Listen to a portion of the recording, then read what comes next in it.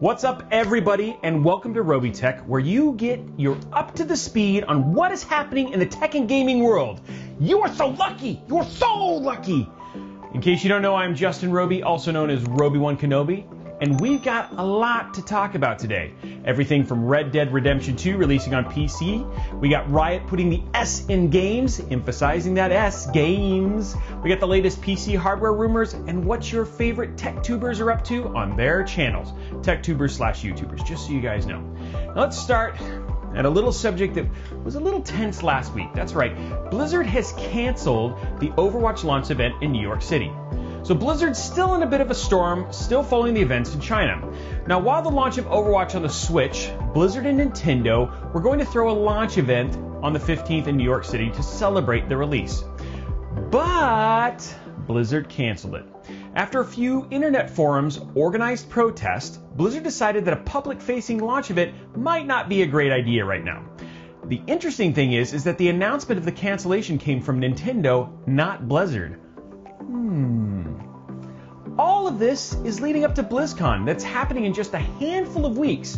So we're going to have to see how this whole community reaction is once we see these events at BlizzCon. Now, here's something I was really excited about, and I know we're showing this kind of around here somewhere, but you need to go check this out. The Red Dead Redemption 2 PC trailer is out. Now, last week we talked about some of the new additions and system requirements for Red Dead Redemption 2, but what does it look like? Let me just tell you, it melts your eyes. So if you have super sensitive eyes to melting, don't watch it. But if you're okay with it, you should totally watch it.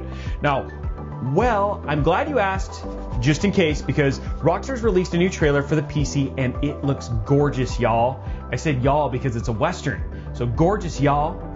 So I said it's a trailer, but it's really kind of more of a montage with a song that is 100% going to get stuck in your head. Well, I'm not even mad about it because this song slaps. And just so you guys know, and Josh put this special note in here, ambient occlusion is a shading and rendering technique used in 3D lighting to add accentuated shadows around objects in a post-processing effect. Thank you very much, Josh, for calling that out. Now, I'm pretty stoked about this. Riot Games, for years, Riot Games has really only been Riot Game, and they've had one game, and that is League of Legends. Now, with the release of Teamfight Tactics, Riot did put the S in games back in their lineup by adding this game. Now, with their 10th anniversary stream just a few days ago, they went ham on a biscuit and announced 8 new projects. Can I get a heck yes? I mean, how many times have I seen 8 projects outside of E3 announced? Now, while mum is certainly a word to be used to describe the amount of details about each title, it does appear that Riot has their crosshairs set squarely on Blizzard, which, to be honest, right now is probably a good time to take some shots at the gaming giant. Now, but what kind of games are they working on is the question. Now, hold on, let me get to it. Jeez, calm down. Now, we've got a management sim, a tactical multiplayer, FPS, hello Overwatch, we see you, a card game, hey there Hearthstone, mobile versions of both League and Teamfight Tactics, because everyone has a phone, right? If you didn't get that, just look it up, Diablo. But big updates for League of Legends and Teamfight Tactics. Oh, and one more thing, an animated series for League of Legends. That's right, Riot is finally making a full-on animated series.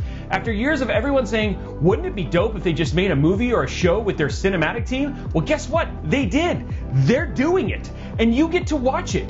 The name of the series is called Arcane. It will release sometime in 2020, and it looks super dope. Now let's change gears a little bit and talk about the Google Pixel 4. Now, Gizmodo had their hands on the new Google Pixel 4, and I gotta say, it looks pretty freaking sick. I'm digging the black outline, the bright colors on the backplate.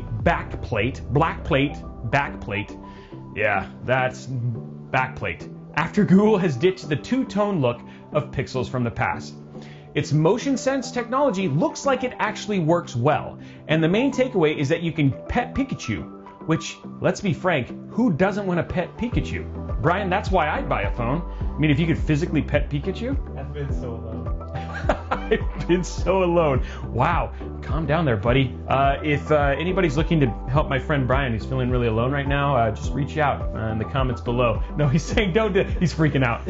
Now, they have improved the Pixel's already amazing low-light photography photography, but without an ultra-wide lens, it's lacking in the photo department when compared to pretty much every other major phone manufacturer out there. But let's be real, do you really care about an ultra-wide lens on your phone? No? Yes. Anyway, tell us what you think by letting us know in the comments below. Now let's get into the rumor mill a bit. Rumors are never in short supply in the tech world, and this week we've got some juicy tidbits coming from AMD and Nvidia. The naming conventions for the new Threadripper platform leaked last week, and now we've got interesting names for the lower end of the Threadripper lineup, with the 3960X supporting 24 #beefy cores and 48 silky threads. Now I want to be super clear about something, Brian. We have been trying to do this #beefy cores thing and getting it trending on Twitter, and it has yet to happen. So I'm asking you, Mixer fans and YouTube fans, let's get that #beefy cores. I don't care what you put it off. I mean, what if it like went to Angus restaurant, #beefy cores. I want to see beefy cores like in the news. Let's make it happen. I don't care about silky threads. That's just Josh being fancy. Okay, back to it. Another interesting piece of information that we can pull from the leak is that the Threadripper is going up to 280 watt TDP, matching the newly released Epic 7H12, supporting 64 #beefy cores. See, we did it again. Now, hopefully, this means the new Threadrippers are going to be absolute monsters when it comes to performance, so we can't wait to get our hands on these. Now, AMD, call me. You have my number. I know you have, because we're giving away one of your PCs that I built in conjunction with you. So I would be super sad after building you a super dope PC that you don't hook me up with at least 12, 13 Threadrippers, because I got all sorts of PCs and I want to get #beefy cores all over the place. Now let's keep going with the rumors. We've also got a rumor of a new GTX 1660 Super from Nvidia.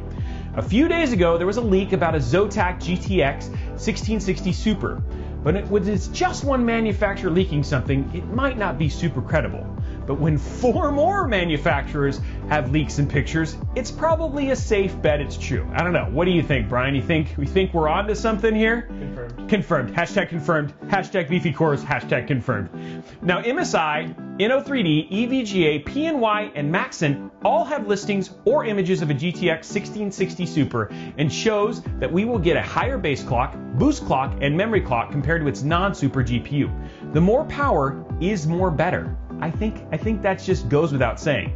And I will be this, like, we know that Nvidia is paying a lot of attention to the stuff that's happening with the 5700 and the 5700 XT, so we're super excited to get to check these out. Now, Nvidia, you don't have my number, but in case you need it, call AMD. They'll hook you up. Or you can just reach out to us by going in the comments below, because I'm pretty sure that's how manufacturers reach out. Hey, ROBEYTECH, it's Nvidia. Give me a call, baby. Here's my number. I'm pretty sure they know that I'm the only one who's going to read that too.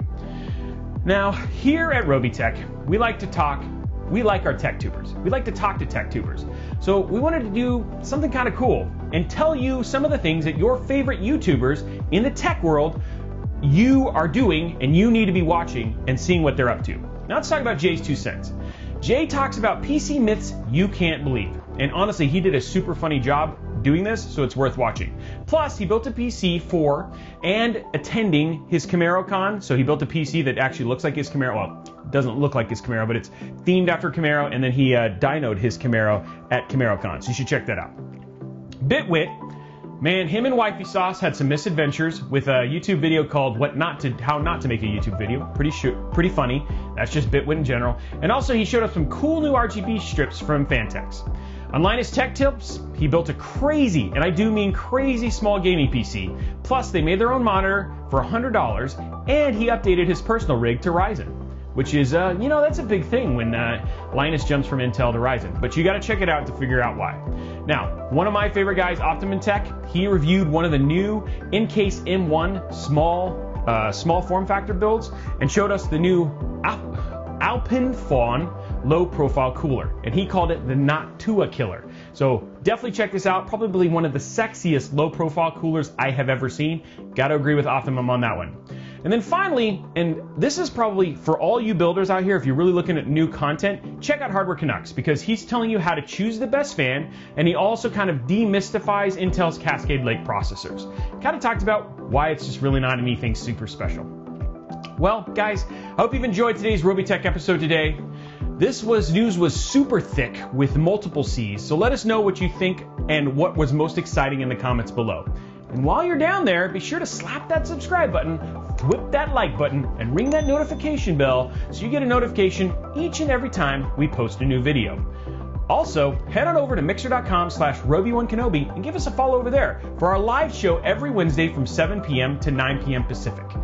And also, lastly, I know I've said a lot of alsos, but lastly, do not forget, live now, and you can check it out at Robey1Kenobi, the giveaway for the AMD Ryzen 3900X Celebration PC is happening now in conjunction with Newegg. So if you want to win an amazing PC built by us here on the show, make sure you check that out by looking either at Newegg or at Robey1Kenobi.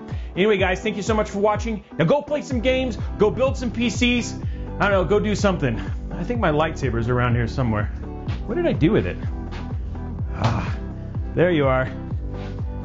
Here, kitty, kitty, kitty. Here, kitty. Here, kitty. #BeefyCores.